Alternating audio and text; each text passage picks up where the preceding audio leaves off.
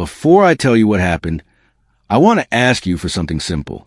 If you like true horror stories, real places, and things that stay with you long after the video, and go ahead and hit that like button. Subscribe if you haven't already. And please leave a comment. It helps more than you think. And honestly, it helps me too. Sometimes talking about what happened is the only way I can fall asleep at night. Okay, let's begin. My name is Daniel, and for almost 7 years, I worked as a park ranger at Wachusett Mountain State Reservation in Massachusetts. Some of you probably know the place. Maybe you've hiked there or driven past it during the fall when the leaves turn gold and red. It's a quiet mountain, not the biggest, not the most dramatic, but it has this old feeling to it, like the rocks and trees have been watching people for a long, long time. I used to love that feeling. Back then, the mountain felt like home. The trails were familiar, and the forest felt like a shelter. I knew every bend in the path, every patch of moss on the south side, every fallen tree that hadn't been cleared yet. In the summer, the air smelled like pine and warm soil. In the winter, the wind carried the kind of silence that felt holy. Some mornings I'd get to the ranger station before sunrise. I'd drink cheap coffee from a paper cup and listen to the woods waking up, birds starting up all at once, leaves shaking lightly even when there was no breeze. It felt like the mountain was breathing. It felt alive in a way I never found anywhere else. But if there's one thing I've learned, it's this. A place can be beautiful and dangerous at the same time. A place can welcome you and watch you. Wachusett has a long history, longer than anything humans have written down. Long before the colonial settlers came through here, long before the trails we use today were cut, this mountain belonged to tribes who understood the land better than we ever could. They warned early settlers not to stay overnight on the northern side. I didn't know that when I first started. I learned it years later, after things had already begun. There were strange stories from the colonial period too. People talked about hunters who walked into the woods and never came back. A few old newspapers I found mentioned wandering sickness, where men claimed they heard voices calling them deeper. One article from the early 1800s reported that a boy was found sitting on a rock, staring at the forest with wide eyes, unable to speak. When he finally talked days later, he said the trees had tried to wear his skin. It sounds like superstition. I get that. People were scared back then. They didn't understand the woods the way we do today. Or maybe they understood more than we give them credit for. Working at Wachusett meant long hours, especially in the off-season. A skeleton staff most of the time. In the fall and winter, it was often just 2 rangers covering the whole area. I'd spend whole days walking trails without seeing another person. And honestly, I didn't mind. I liked being alone. I liked the quiet. The thing about quiet, though, is that after a while, it stops being peaceful. If you stay in it long enough, it starts to sound like something else. Like listening too closely to silence starts to open a door you're not supposed to open. One afternoon, late September, just as the leaves were about to hit their peak color, I headed out for a routine patrol. The air had that crisp feeling, cold at the edges but still warm enough to feel good. The sun was low, dipping behind the western ridge, which meant the trails were starting to fall into shadow. Dusk comes fast on a mountain. 1 minute you're in daylight. The next everything is blue and gray and dim. I walked the Midstate Trail first, a path that winds around the mountain and past a few old stone walls left over from farms that used to be there in the 1700s. There's a spot on that trail where the ground feels strange under your boots, like it's hollow or light. I never like stopping there, so I usually walk through fast. That day, though, I slowed down. I don't know why. Maybe it was the cold. Maybe it was because the wind had died and the woods felt too still. Or maybe it was because the first strange thing was about to happen, and part of me already felt it coming. I stood on the trail for a moment and listened. No birds, no squirrels, just this soft weight in the air, like the world was holding its breath. Then I heard footsteps. At first, I thought it was another hiker. It wasn't rare to see people late in the evening. Some folks pushed their hikes way too close to sundown. So I turned around, ready to wave or say something like, "Trail closes soon." But no one was there. The The trail behind me was empty, wide open, easy to see straight down between the trees. I frowned and took a few steps forward. There was again footsteps, soft but clear, coming from behind me. I turned again. Nothing. Hello, I called out. Anyone on the trail? Silence. I kept walking. And that's when things got strange. Because every time I stepped, I heard another step right behind me. Same pace. Same rhythm. When I slowed, it slowed. When I stopped, it stopped. A perfect match. Now, before you think I'm exaggerating, let me make something clear. I know the sound of the woods. I know what a deer sounds like, what a fox sounds like, what a person sounds like. These footsteps were none of those. They were too close, too controlled, too human. Still, I tried to make sense of it. Maybe someone was back there, and I just couldn't see them. Maybe the trees hid them somehow. Maybe the sound was echoing. Maybe it was roots shifting under the soil as I walked. I tried to brush it off. But the truth is, I felt something then. A tightness in my chest. A cold spot between my shoulders. Like someone was standing inches behind me, breathing softly, waiting. I forced myself to keep going. Rangers don't panic over noises. We trust the mountain. At least, I used to. When I reached a fork in the trail, the footsteps stopped completely, almost like whoever or whatever was behind me didn't want to follow any farther. I waited. I listened. Nothing. Finally, I shook my head and laughed to myself. It wasn't a real laugh. More like a let's pretend everything is fine kind of laugh. I turned and walked toward the old lookout point. My shift was almost over anyway. I could check the ridge and then circle back to the station. As I walked, the sky darkened. The last bit of sunlight disappeared. A thin fog started to creep between the trees. I pulled at my collar and kept moving, but the forest was quiet again. Too quiet. I didn't hear footsteps anymore, but I felt something. I kept catching myself turning around, expecting to see someone standing there. But every time I looked, there was only fog and trees. When I reached the lookout, I stopped to breathe. From that point, you can see far across the valley. Little towns with warm lights just starting to glow. Cars moving along Route 2 like tiny bugs. The world feels small from up there. But that night, even the view didn't calm me. Something felt wrong. The air was heavy, thick, like it was pressing against my ears. I stood there for a minute, trying to figure out what was bothering me. Then, out of the corner of my eye, I saw a movement. Down on the lower trail, just barely visible through the fog. A shape. A person, I thought at first. But the shape was too still. Too tall. And too thin. It looked like someone stretched out, like they were being pulled upward by strings. I blinked. The fog shifted. The shape was gone. That was the first time I thought maybe the mountain wasn't as empty as I believed. Maybe something else walked those trails.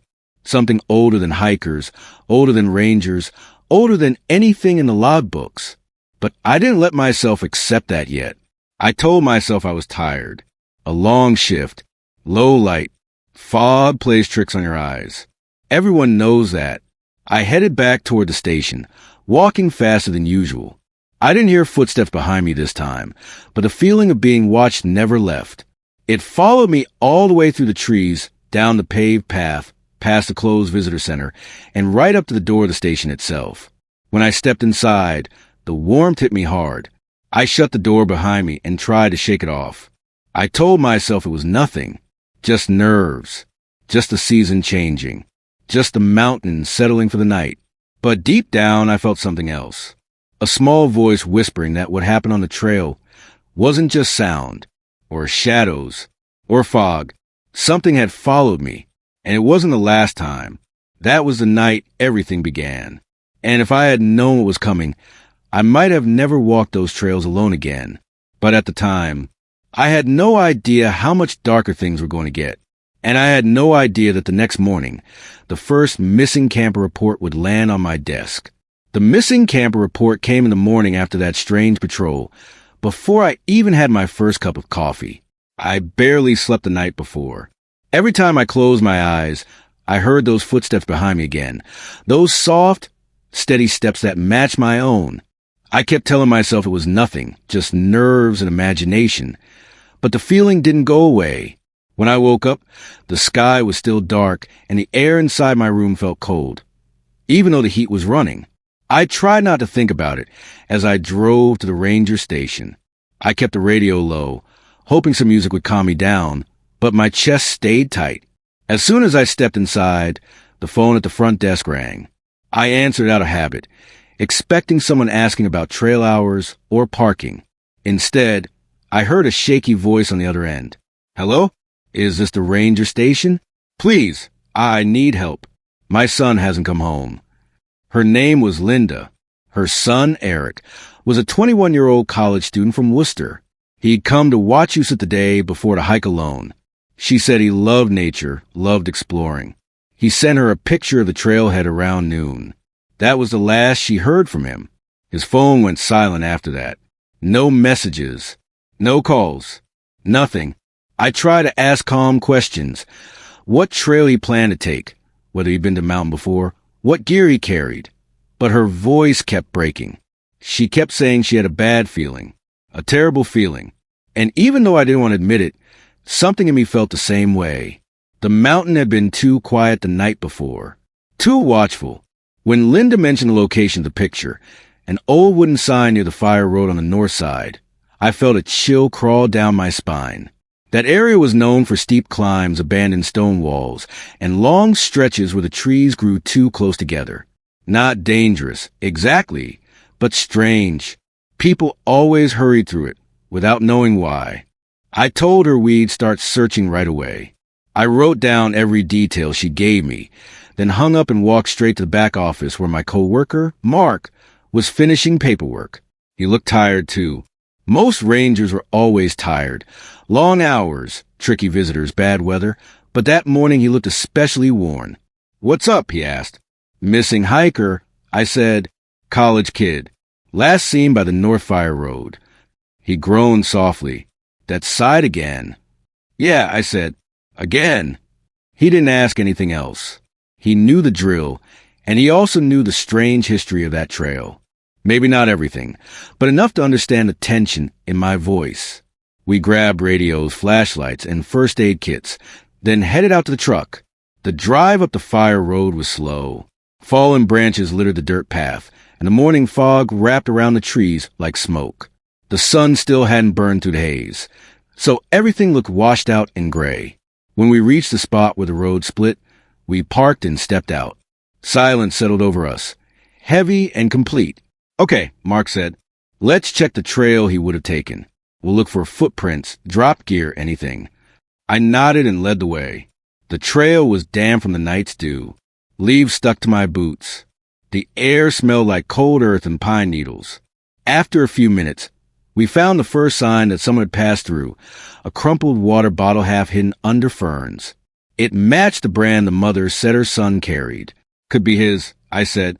"Could also be someone else's," Mark replied. "But it's a start." We kept moving, scanning the ground and the trees. About 10 minutes later, we found something else.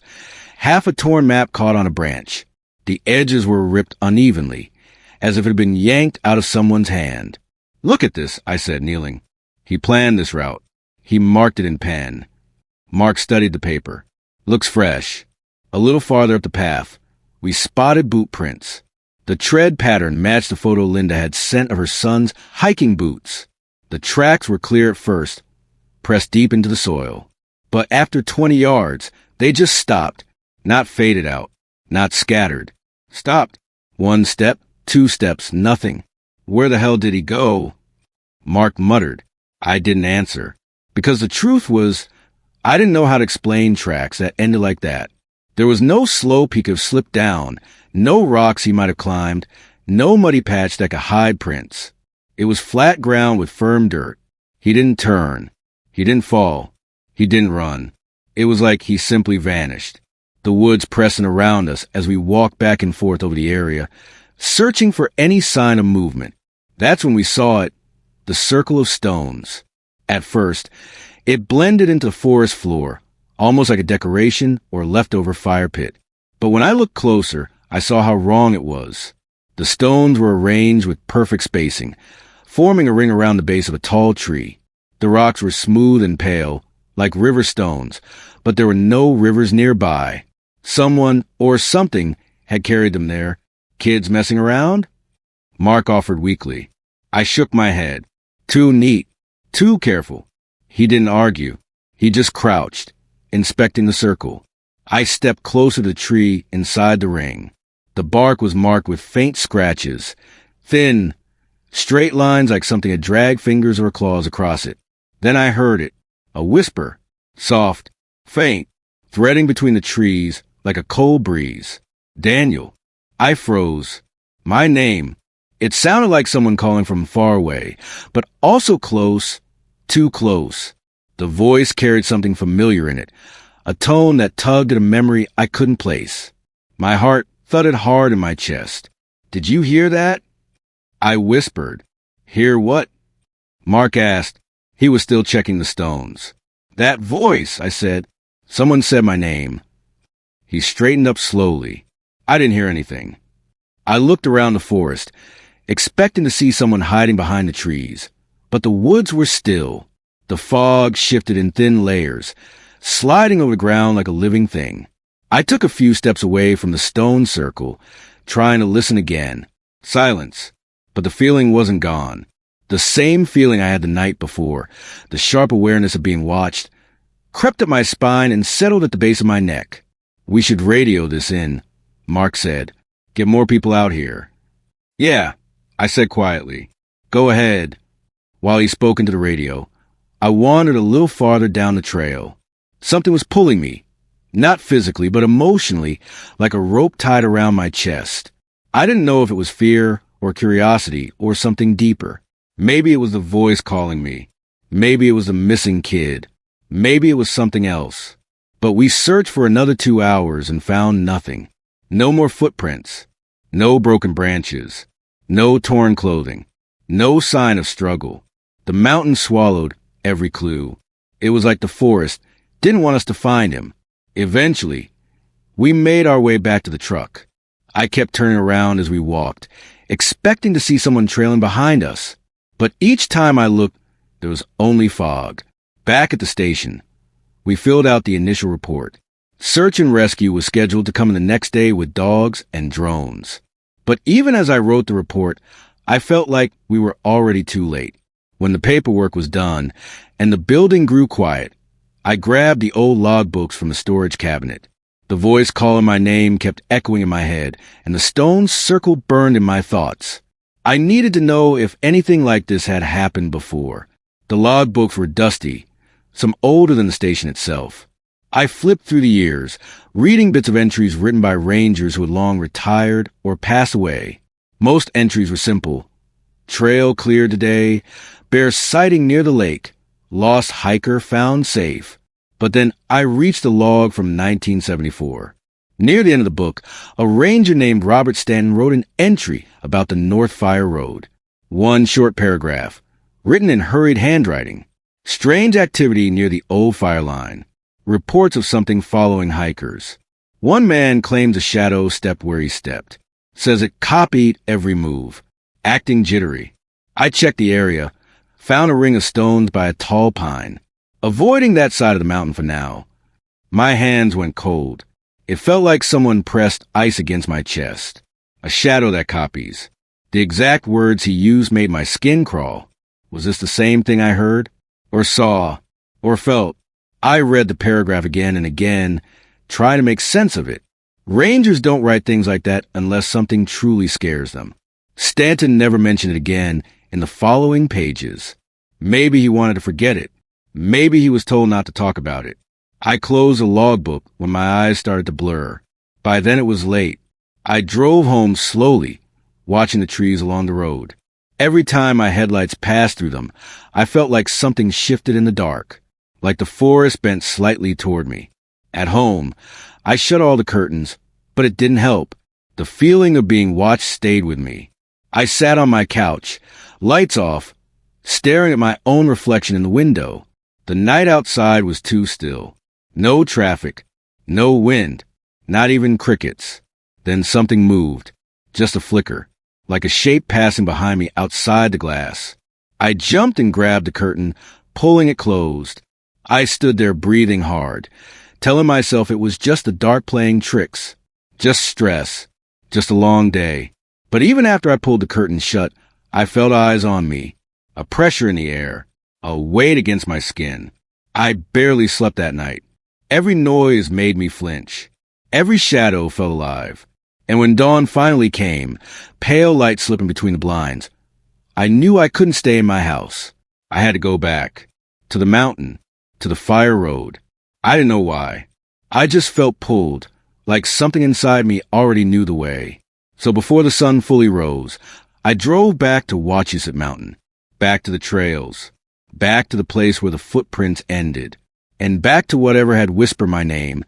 The mountain was silent when I returned at dawn. Pale light touched the tops of the trees, turning the fog a soft gray. My boots felt heavier than usual as I made my way up the North Trail, every step stirring the same unease that kept me awake half the night. I didn't radio anyone. I didn't tell Mark I was coming back early. Something told me this part of the search I had to do alone. I walked the fire road slowly, listening for anything. Branches snapping, breath in the cold air, the rustling of clothing. But the woods were still, too still, the kind of stillness that makes you think something is hiding just out of sight. I followed the same route we'd taken the day before, searching for the broken branches and the torn map, but they were gone.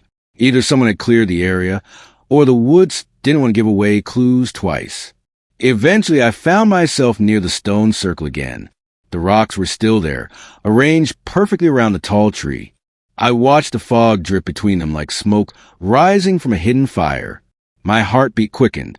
I didn't want to go inside the circle, not after what I felt the last time, but I forced myself to look around. No footprints, no new marks on the bark, nothing that explained where the missing hiker had gone. I stood there for a moment, rubbing the back of my neck. That's when I heard a branch snap behind me. I spun around fast. A man stood about 20 yards away, half hidden between two thick oaks. His coat was the first thing I noticed, a faded green coat that looked older than I was. The fabric hung loose on him, worn at the edges, like something from a thrift shop that had been washed too many times. He didn't move, not even a little. He stood perfectly still, looking at me. "Hey!" I called out, raising a hand. "Sir, are you lost?" The man didn't answer. He didn't even blink. He just kept staring, like he was studying me. I started walking toward him slowly, staying calm the way rangers are trained to do when dealing with confused hikers. "It's not safe to be this far out alone," I said. "We've got a missing person search happening. You really shouldn't be here." Still nothing. I got closer, maybe 10 yards away, and that's when I finally saw his face clearly. He was old, not just old like someone in their 70s, but old in a way that felt tired and worn, as if he'd spent his entire life walking through woods like these. His skin looked weathered, his cheeks sunken, his hair a patchy white. But it was his eyes that made me stop mid-step. They looked familiar, not in the way you recognize a neighbor or a friend. More like seeing a picture from a family album. Something half-remembered. Something that stirs a strange warmth and fear at the same time. He lifted one hand slowly, pointing deeper into the woods. His voice, when he finally spoke, was low and rough, like dried leaves scraping the ground. "Don't go farther," he said. "Not today." My breath caught in my throat. "Why not? Do you know something? Did you see the missing hiker?" The man lowered his hand, but didn't move from his spot. "The mountain remembers blood," he said softly. "It doesn't forget what it's owed." A chill spread from my spine down to my legs. "What does that mean?" I asked. "What blood? What is the mountain owed?" He tilted his head slightly, eyes narrowing just a little. "He's not truly lost yet," he whispered, "but he will be if you keep pushing where you're not meant to go." I stepped closer. "Sir, I need you to stay right there. I'm going to call for assistance." I reached for my radio, glancing down for 1 second, one breath, and when I looked up again, the old man was gone. Just gone, not walking away, not hiding behind a tree. Gone, as if he had never been there at all. My chest tightened, and I ran to where he'd been standing. The ground was soft from the morning dew. Mud clung to my boots, but the dirt around the trees was smooth. No footprints, no marks, not even a trail through the leaves. I crouched down, touching the ground, hoping I had missed something, but there was nothing. My hand shook slightly as I stood again. The forest seemed narrower, darker, like the trees had leaned in closer. I scanned the woods, searching for a flicker of movement, but all I saw was fog. I backed away slowly, returning to the fire road. My heart hammered against my ribs. My thoughts were tangled. I wanted to believe it was just a confused old man who wandered off fast, but there was no way he could have moved that silently on soft ground. And those words, "The mountain remembers blood," echoed inside my skull. I needed space. I needed to clear my head. I needed answers. So after leaving the mountain, I drove to a small diner in Princeton, the nearest town. The place was nearly empty, just a couple of locals drinking coffee. A woman in her late 70s sat at the counter, reading a newspaper. I recognized her. Her name was Margaret, but everyone called her Maggie. She'd lived near Wachusett her whole life. I slid onto the stool beside her. "Morning, Maggie." She glanced up, giving me a polite smile. "Daniel, you look rattled. Everything all right?" I hesitated. "Saw somebody weird on the North Trail. Older guy, kind of thin, wearing a green coat. Didn't say much, but he warned me not to go deeper." She froze. Her fingers tightened around her coffee mug. "Green coat?" "Yeah," I said. "Looked pretty old. Maybe from the 50s or 60s. You know anyone around here who wears something like that?" She didn't speak at first. She stared straight ahead, then finally looked at me slowly. "You're not the first ranger to see someone like that." I frowned. "What do you mean?" "There used to be volunteer wardens," she said. "Back before the official ranger program expanded in the 70s. Men who patrolled the trails, helped lost hikers, kept watch. They wore green coats. Dark green. Same kind you're describing." I leaned closer. "Do any of them still live around here?" She shook her head. "Not anymore. Most have passed. But one of them, Roy Clements, he never came home." She lowered her voice. "He disappeared on the north side. Same area you've been patrolling." A cold wave washed over me. Disappeared how? Search parties never found him. Some people said he wandered off. Others said he fell and got buried under debris. But folks around here always whispered that the mountain took him. I swallowed. "Took him? You know the stories," she said. "Some who die out there don't stay gone. The woods hold pieces of them. Shadows. Echoes. Not ghosts exactly, but not alive either." I tried to laugh it off, but the sound came out weak. "That's just old superstition." She looked at me with sad eyes. "Maybe. Or maybe you saw something that isn't supposed to be seen by the living." Her words lingered long after I left the diner.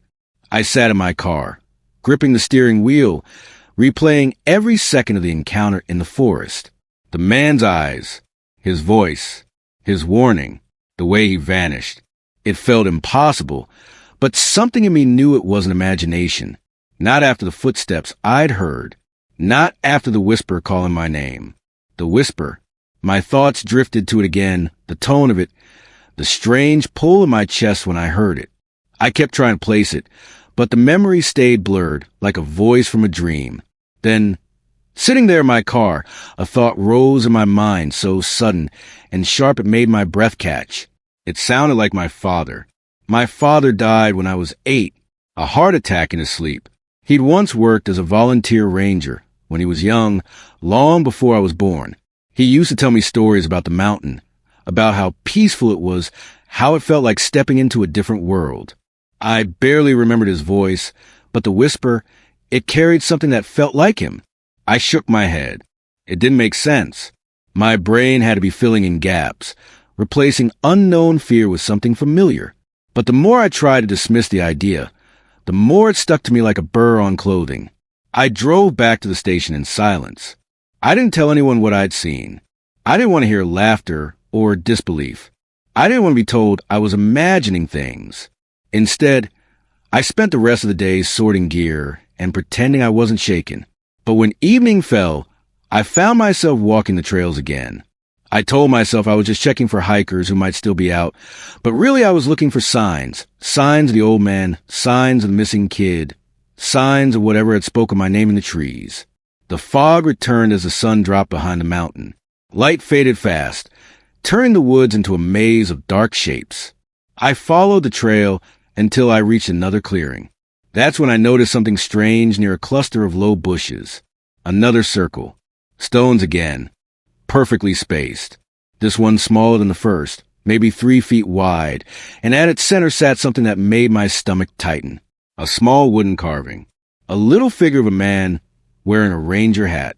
The carving was simple but detailed enough to show lines on the face, a shaped brim on the hat, and a faint smile. The wood looked fresh, not weathered. Someone had carved it recently. Someone had placed it there on purpose. My breath shook as I crouched down. My fingers brushed the carving's surface. The wood felt warm, like it had been held or watched over. I lifted it slowly, feeling a sudden weight in my chest. Something was happening on this mountain. Something old. Something tied to me in a way I didn't understand yet. I stood up, carving in hand, and looked into the darkening forest. The fog shifted around the trees, thickening, curling like fingers. The silence deepened. And somewhere ahead, farther down the trail, I felt the presence again. Waiting, watching, calling me onward. I didn't sleep much after finding the wooden carving in the stone circle. I set it on my kitchen table and stared at it for hours, turning it over my hands, trying to understand what it meant. The little ranger figure gazed back at me with its carved smile, simple and calm, as if it wasn't sitting at the center of something terrifying. I kept thinking about the old man in the green coat, his warning, his vanishing act, and I kept hearing the echo of the voice in the woods, the one that whispered my name like it already knew me. By dawn, I knew I needed answers. Straight answers. Not rumors or ghost stories or vague warnings. Real ones. So I went back to the one place that might hold them, the old ranger facilities on the south side of the mountain. Some buildings were still used for storage, while others sat abandoned, dusty, cold, and full of things people had forgotten. I grabbed my flashlight and keys and drove there before my shift officially started. The fog clung low around the road, and every shadow looked thicker than it should. When I reached the old supply cabin, I unlocked the door and stepped inside. The air smelled like mildew and old paper. Shelves lined the walls, stacked with rusted tools, broken radios, outdated first aid kits, and cardboard boxes that hadn't been opened in decades.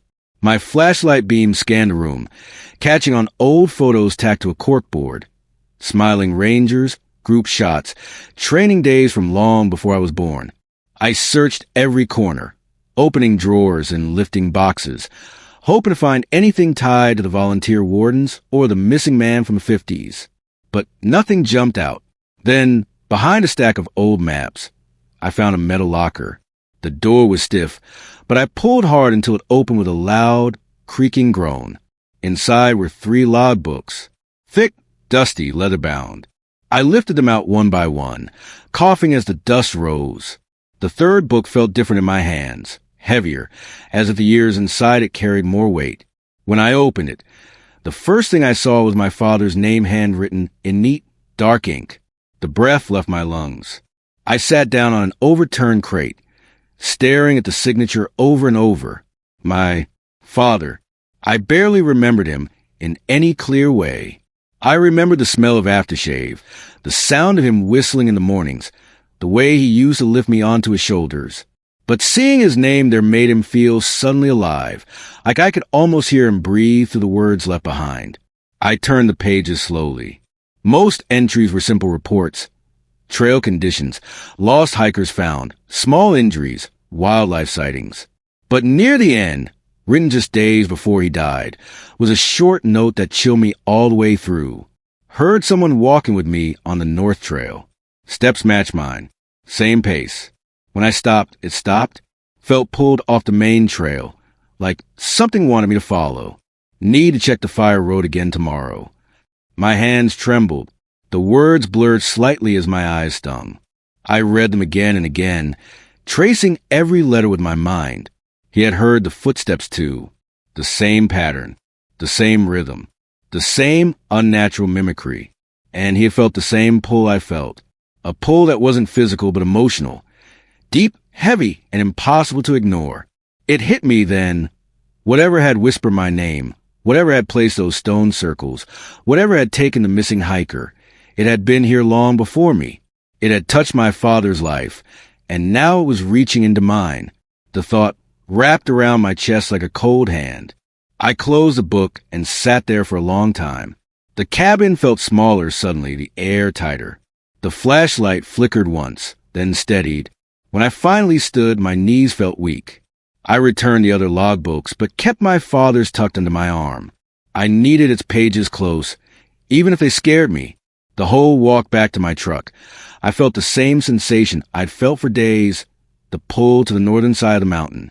It grew stronger now, almost like a steady hum beneath my ribs. I tried to shake it off, but even as I tried to focus on mundane things, the weather, the gear checks, the schedule, it continued to whisper through me. By the time my shift began, I knew I couldn't stay away from the North Trail much longer. Something was waiting for me there. Something that wanted me to see it, or hear it, or follow it. That afternoon, clouds gathered thick over the mountain.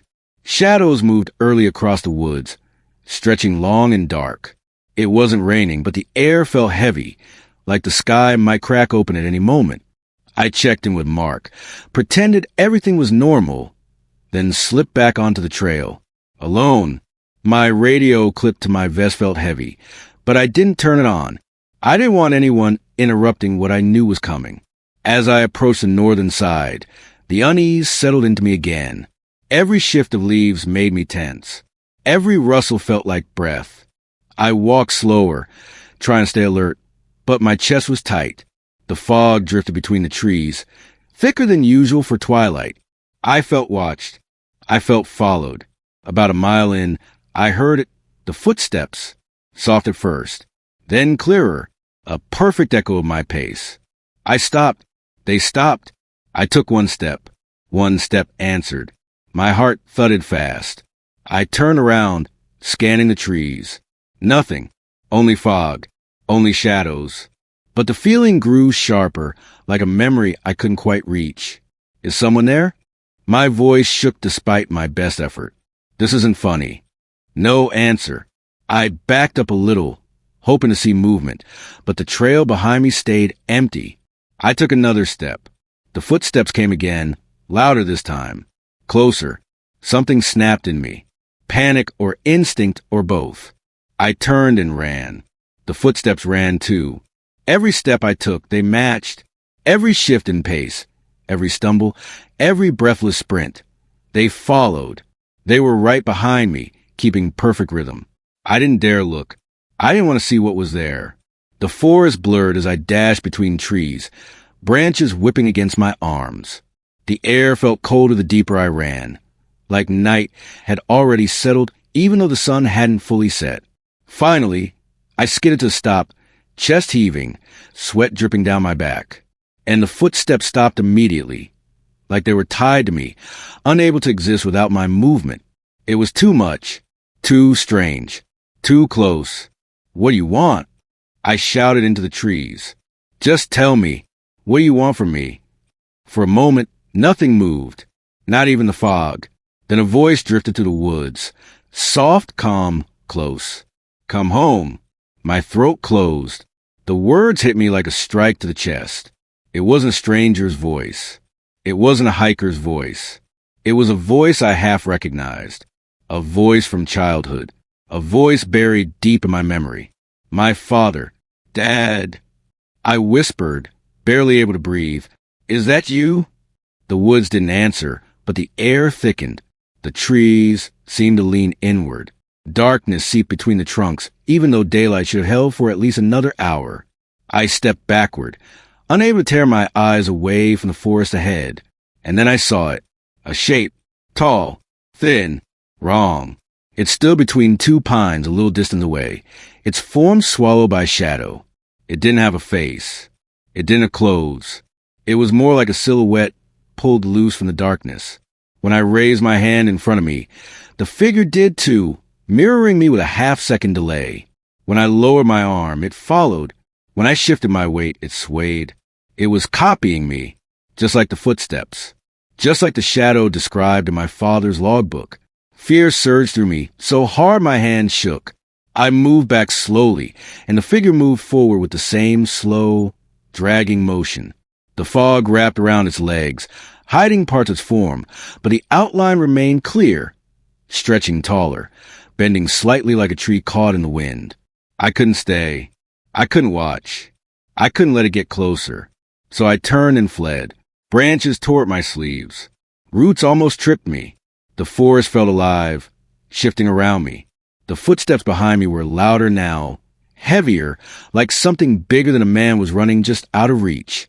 My lungs burned, my legs cramped, but I didn't stop until I broke out onto the fire road. When I finally turned, gasping, there was nothing there, only the fog curling through the trees, only silence. But I could feel it, the presence, the hunger, the connection. The mountain didn't just want any hiker. It wanted me, and it wasn't going to stop, not now that it had my father before me, and not now that I knew the truth. Whatever lived in those woods wasn't done with my family. Not yet. The night everything broke open started with thunder. All afternoon the sky above Wachusett had been too low, too heavy, like a dark ceiling pressed down on the mountain. The air felt wrong, warm and damp, as if the storm had already happened and left its weight behind. By the time my shift was almost over, the first rumble rolled over the trees, long and slow, like something big turning in its sleep. I stood in the doorway of the ranger station with the lights off, watching the clouds crawl over the hills. Lightning flickered far away, lighting the edges of clouds in pale white. The windows rattled with each growl of thunder. I should have been thinking about going home, locking up, checking the schedule, grabbing a quick dinner. Instead, I was thinking about the shadow that had copied my steps and the way my father's handwriting looked on that last page, pulled off the main trail. Those words looped in my mind like a song stuck on repeat. The radio on the desk behind me hissed with static, then clicked into clarity. Wachusett Station. This is Route 2 lookout. A voice said, distorted but clear enough. Got movement near the North Fire Road. Looks like a person, no flashlight. Stumbling. I turned, grabbing the radio. This is Daniel. North Fire Road? You're sure? As sure as I can be in this mess, the watcher replied. Storm makes it hard to see, but somebody's out there. Thought you should know. They look off. My chest tightened. There weren't supposed to be any hikers on that side this late. Not with the weather turning like this. And we still had a missing kid, Eric, the college hiker who should have been found days ago, but hadn't been. I'll check it out, I said. Keep eyes on if you can. Storm's moving and fast. Copy that. Be careful, Ranger. The radio clicked back to static. I didn't waste a second. Jacket, flashlight, keys. The motion felt automatic now, like muscle memory. As I reached for the door, I glanced at my backpack hanging on the hook. The corner of my father's logbook stuck out. For some reason, leaving it behind felt wrong. I grabbed it and shoved it under the seat of the truck before pulling out. Rain hit the windshield in big, heavy drops as I drove toward the north side, the wipers struggling to keep up. The storm seemed to gather around the mountain instead of passing over it, circling tighter and tighter. Trees bent under the wind, flinging leaves and twigs across the road. The sky flashed white, then dropped back into a deep, restless gray. By the time I reached the fire road, the rain had grown so heavy it blurred the world into streaks. The dirt track was already turning to mud. I parked as close as I dared, killed the engine, and sat for a second with my hands on the wheel, listening to the rain drumming on the roof. You don't have to be afraid. Just come home. The memory of that voice, my father's voice coming from something that wasn't him, shivered. Through me, I pushed it away, grabbed the flashlight and radio, and stepped out into the storm. The rain was colder than it looked. It soaked through my uniform in seconds, clinging to my skin. Mud sucked at my boots as I pushed up the road, scanning the trees with my light. The beam flickered over wet bark and dripping leaves. Every shadow looked wrong. "Eric!" I shouted over the wind. "This is Ranger Daniel. If you can hear me, call out." For a long moment, all I heard was a storm. Then, faint and thin, a voice floated through the rain. "I'm here." I froze, turning my head. The voice came again, a little louder this time, from deeper in the woods. "I'm here."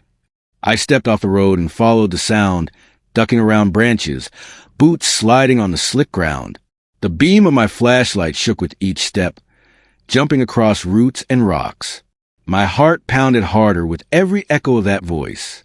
The trees opened suddenly into a small clearing I didn't remember seeing before. The ground there was bare of underbrush, just slick mud and scattered leaves. In the middle of it stood a young man. He was standing very straight, arms hanging limp at his sides, his clothes soaked and torn. Mud climbed almost to his knees. His eyes were too wide, the whites showing all the way around like he'd forgotten how to blink. "Eric," I called softly, stepping into the clearing. "Eric Walters?" He didn't react to his name. His lips moved, barely, shaping the same words again and again. "It tried to wear my face," he whispered. "It tried to wear my face." Lightning flashed, close and violent, turning the clearing white. For one heartbeat, everything looked sharp and flat, like a photograph.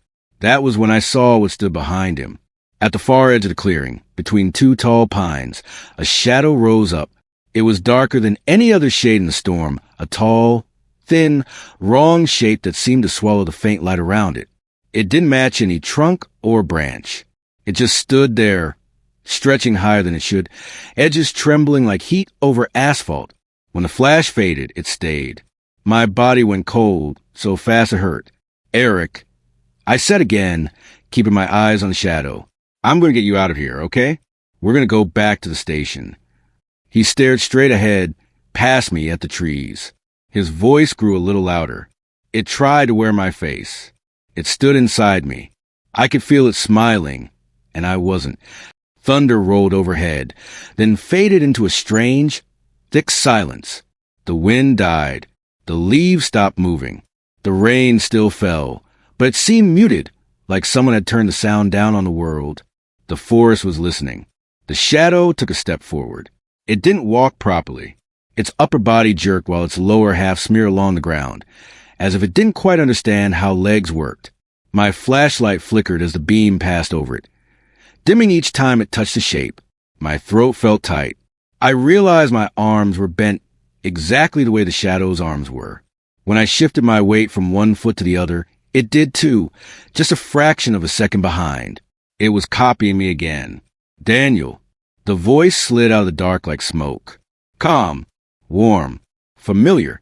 My father's voice. "Daniel, it's okay," it said. "Come home." My chest clenched. For a moment, the clearing blurred.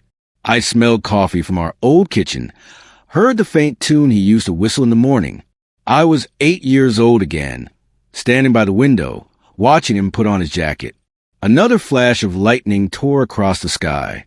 In that instant of blinding light, the shadows stretched and warped, and for a second I saw something inside it, like another scene layered over the clearing. A man in a green coat walking down a wet trail. The same clearing, but emptier. No storm, just gray light. He turned once, as if he'd heard someone call his name, then walked straight toward the trees where the darkness waited. My father. Then the light was gone, and the presence slammed back into me. The shadow stood closer now, tall and thin and wrong, arm lifting slowly in a mirror of my own. The pull inside my chest tightened, until breathing felt like lifting weights. "Daniel," the voice said, "you don't have to be alone anymore. Just one step. Come home." My foot moved forward, without me deciding. The world around me faded at the edges. The rain became a distant hiss. My thoughts slowed, soft and heavy, like they were sinking into deep water. I felt my memories slipping, faces, days, trails I'd walked 100 times. The mountain filled my mind instead, roots curling through years, stone holding secrets, that same old pull calling every part of me toward it. If I stepped forward, I thought, maybe I'd see him, Maybe I'd understand why he came here alone that last time.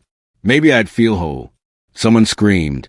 The sound was sharp enough to cut the fog in my head. I jerked, blinking hard. Eric had fallen to his knees, hands pressed over his face. His voice rose in a broken shout. "Don't let it in. Don't let it wear you. Don't let it wear you." The shadow jerked too, its outline shivering like something struck. The invisible rope around my chest loosened just a little. I sucked in a breath, then another, air burning my lungs. "Eric," I gasped. "Get up. We need to go. Now." The thing in the trees recoiled slightly, edges blurring. The forest around us seemed to lean away from it, branches bending back as if pushed by an unseen hand. The voice came again, lower now, almost pleading. "Daniel, don't run. You're a part of this. You always were." Maybe that was true. Maybe some old thread tied my father's life and mine to this mountain, to whatever walked these trails in shadow. But right then, none of that mattered as much as getting us both away. I grabbed Eric by the arm and hauled him up. He stumbled, legs weak, eyes glassy, but he moved. Together we turned and plunged back into the trees. The storm seemed to wake up all at once. Wind roared through the branches, sending sheets of rain sideways. Thunder cracked so loud it rattled my ribs. We slid and tripped and crashed through underbrush, branches whipping our faces. Behind us, I heard something moving, heavy, dragging wrong. Not the crisp rhythm of footsteps this time. More like something being pulled along the forest floor. I didn't look back. "Keep moving," I shouted over the storm. "Stay with me, Eric." He stumbled again but kept going, breath ragged, muttering the same broken line under his breath. "It tried to wear my face. It tried to wear my face." The faint gray line of the fire road appeared ahead through the trees, like a thin promise. We burst out of the clearing and onto the muddy track, slipping and sliding. The truck loomed as a dark shape in the rain. As we reached it, I heard one last sound from the woods behind us. Not words this time. Not my name. Just a low, almost musical humming. The same tune my father used to whistle when he thought no one was listening. It followed us all the way into the truck. My hands shook as I jammed the key into the ignition. The engine coughed, then roared to life. I threw the truck into gear and gunned it down the road, tires splattering mud, the trees whipping past on either side. Eric slumped against the seat, shaking so badly his teeth chattered. His eyes stared straight ahead, seeing something I couldn't. I wanted to say something, to comfort him, to promise it was over, but the hum still echoed at the back of my mind. I knew this night wasn't an ending. It was only the point where the mountain stopped asking softly and started demanding something from me. By the time we reached the base of the mountain, emergency lights were flashing near the lot. I radioed ahead on the drive down, my voice flat and strange in my ears, and an ambulance waited for us, doors open like a mouth. Medics pulled Eric, wrapping him in blankets, asking questions he could not answer. I stood there in the rain, watching them go, feeling the storm ease from my skin, and knowing damage had been done somewhere deeper. The ambulance doors shut, and the engine rumbled to life as the medics rushed Eric away. I stood on the edge of the parking lot, rain soaking through my hair and down my collar, watching the red lights fade into the storm. It sure felt like relief, finding the missing hiker alive, getting him out, bringing someone home. But the storm felt quieter now, the world too still, and I knew in my bones the night had not ended. It had shifted into something else. I drove back to the ranger station because I didn't know what else to do. My hands trembled on the steering wheel, and each flicker of lightning made the truck windows glow. When I parked, the station lights buzzed faintly, like they were struggling to stay alive. I stepped inside and peeled off my wet jacket, dropping on the floor. My boots squelched. I leaned on the desk and tried to breathe normally. Eric's words replayed in my head. It tried to wear my face. But the part that hit me harder was what he said in the ambulance before they drove off. The part the medics didn't hear. His voice cracked, almost a whisper. It made me follow it because it felt like someone I trusted, someone I missed. He'd looked at me then with hollow eyes, like he expected me to understand. And I did, more than I wanted to admit, because that was how it had pulled at me too, with a familiar voice, a warm tone, a tug in the chest that felt like longing. I sank down onto the bench by the locker room door. Water dripped from my clothes onto the floor, forming a small dark puddle. The storm faded into a distant rumble outside, but inside the station the silence pressed tight around me. I couldn't shake the memory of the shadows stretching toward me, or the feeling that something had reached into my mind and tried to unspool who I was. I knew then what the mountain really fed on. It wasn't fear alone. It was loss, grief, loneliness, people who carried too many memories with nowhere to put them. People like Eric, far from home, unsure of himself, hiking alone with thoughts louder than footsteps. And people like me, people who had lost fathers too early and spent their lives looking for scraps of connection. I had been the perfect target, and it wasn't done with me yet. I went home because I couldn't stay there. My mind felt stretched thin, and every corner of the station held shadows that seemed too deep. The rain slowed to a drizzle, dripping off the eaves. I drove with the windows cracked to breathe the cold air, hoping it would clear my head. At home, I didn't bother turning on the lights. I sat on the couch in the dimness, staring at the small wooden carving I'd set on the table days ago. The little ranger with the carved smile. I picked it up slowly, though it felt warm again, as if it remembered being held. I turned it over my hands, tracing the lines of the hat, the simple shape of the face. "Is this you?" I whispered, not sure who I was asking. The old ranger who vanished? My father? Something else entirely? I set the carving down and leaned back, closing my eyes. I didn't intend to fall asleep. I just needed a moment, one breath, then another, but exhaustion pulled me under fast. And I dreamed. I stood in the forest, though it wasn't a normal night. The trees rose higher than they ever had, their trunks impossibly wide, their branches woven together like ribs. The air glowed faintly, as if lit from someplace deep inside the soil.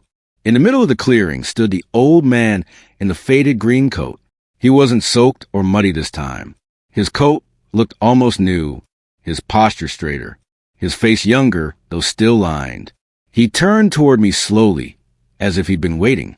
"You shouldn't have gone there last night," he said, his voice calm but steady. "It's hungry when storms come." I tried to speak, but my voice caught. He stepped closer, his boots making no sound on the moss-covered ground.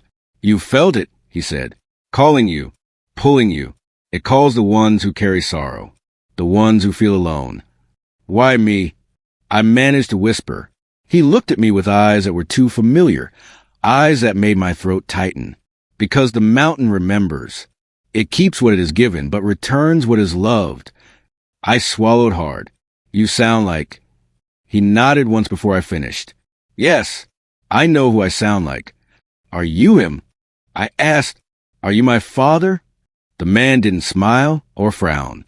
He just studied me, as if trying to decide how much truth I could handle. Then he lifted a hand and pressed it lightly to his chest. "I am what remains," he said, "of him, of others, of those who stayed too long." My breath shook.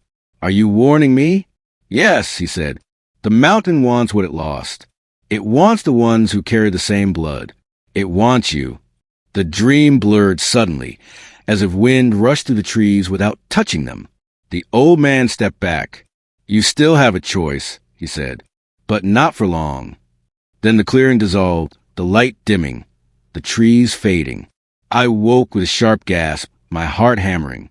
Sweat clung to my skin, cold and stinging. The room was silent. The carving sat on the table, unchanged. I looked at the clock. Only an hour had passed. But everything felt different now. The dream wasn't just a dream. It was a message, a warning, and maybe a plea. The next morning came gray and fog-drenched, the kind of morning where the world feels half-formed. I left early, not even knowing if I was still on duty. I just drove toward the mountain, the sky a sheet of pale white. My father's logbook lay on the seat beside me, open to that final entry. I touched the page once, then closed it. By the time I reached the North Trail entrance, the fog was thick enough to blur the distance. The air smelled like wet leaves, and something older, earth mixed with cold stone.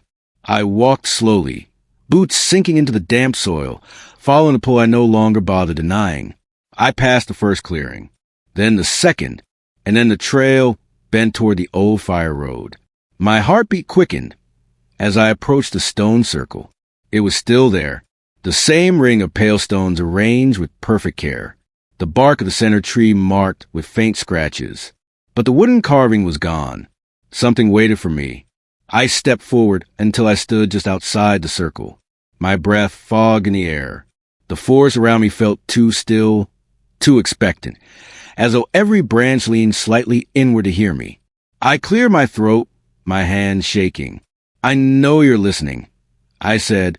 "You've been following me, calling me, but I'm not going to follow you back." Silence.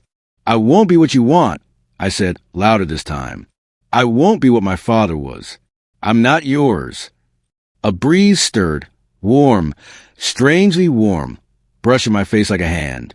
Leaves rustled overhead, though no wind reached the ground.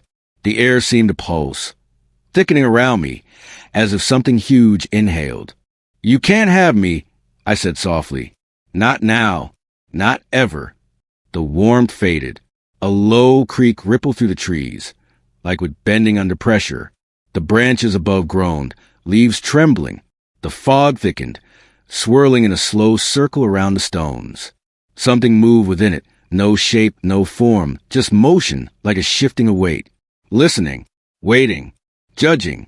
I took a step back. Then another. The fog didn't follow. The warmth didn't reach again. The forest seemed to ease, just slightly, like a tension released but not forgotten. Then everything went silent again, completely silent. I walked away without looking back, my chest tight, each breath thick. When I reached the trailhead again, the fog thinned. A bird called somewhere far off. The normal sounds of Wachusett returned slowly, piece by piece, like the world knitting itself back together. But the weight didn't leave me, not even when I reached my truck, not even when I started the engine, not even when I drove down the winding road. I wasn't sure if I had broken free from something ancient, or if I had only delayed the moment it would come for me again. As the mountain disappeared in my rearview mirror, the fog shifting behind it like a living curtain, one thought pressed harder than all the rest. Some choices don't end things. Some choices only mark where the real story begins. Weeks passed after I quit the ranger job, but the mountain didn't feel gone. It felt closer in some strange way, like stepping away only tightened something between us. I tried to pretend life was normal again, working odd jobs in town, going for walks in the evening, sitting on my porch with a cup of coffee. But every night when the streets got quiet, I heard footsteps behind me, soft, steady, matching my pace the way they had deep in the woods. I'd turn around fast, expecting to see someone there, but at first I thought it was just nerves, leftover fear twisting ordinary sounds into something else. But the footsteps didn't stop. They came on different streets, at different hours, sometimes faint, sometimes close enough that I felt breath on the back of my neck. Once I spun around, so suddenly I nearly lost my balance, but no one was there, only the shadows cast by street lamps and the faint hum of passing cars. Sleep should have brought a break, but it didn't. Every time I closed my eyes, I dreamed of Wachusett Mountain, the same trails I'd walked for years, the same fog curling low and cold around the trees, the same stone circles set with perfect care, waiting for someone to step inside. Each dream felt more real than the one before, as if I were actually back there, breathing the sharp mountain air, hearing the distant whisper of leaves shifting without wind. Sometimes the dreams showed me the clearing where I found Eric. Sometimes they showed my father walking ahead of me on the trail, always just far enough that I couldn't see his face. Every time I tried to call out to him, the forest swallowed my voice. I'd wake up drenched in sweat, the room cold, feeling watched even though the curtains were closed.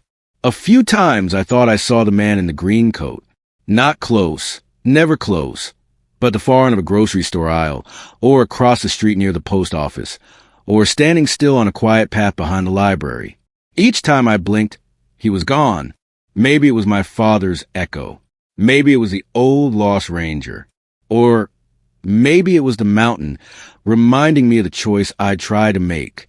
reminding me that walking away wasn't the same as being free. Days went on, and I kept asking myself the same questions. Had the mountain marked me somehow, the way hunters mark trees to find their way back? Or was it just my own memory clinging to the edges of everything, refusing to fade? Sometimes I told myself I imagined it all. The voice, the shadow, the pull in my chest. People break under stress. Rangers see strange things. Long shifts, isolation, storms, fear. Those things can twist your thoughts. But then night would come, and I'd hear those footsteps again, and the doubt would break all over. I thought about going back. More times than I wanted to admit. Just once, I told myself.